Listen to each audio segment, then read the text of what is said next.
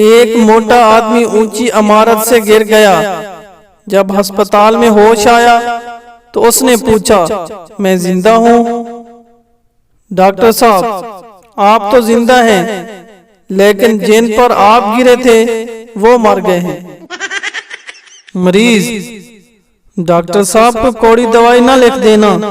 Doctor साहब, फिर तेन 1 किलो जलेबियां दा ना लिख दिया। गली में कोई आवाज लगा रहा था, 400 रुपए में जिंदगी भर बैठ कर खाओ।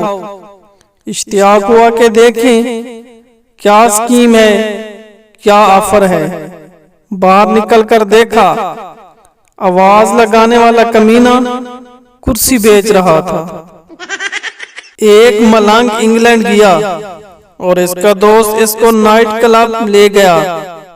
नाइट क्लब में जाकर खूब नाचा और नाचते नाचते बोला, ओ कंजरो, मैनू ए ते दसो, ए केड़े बाबे दा उर्स सी?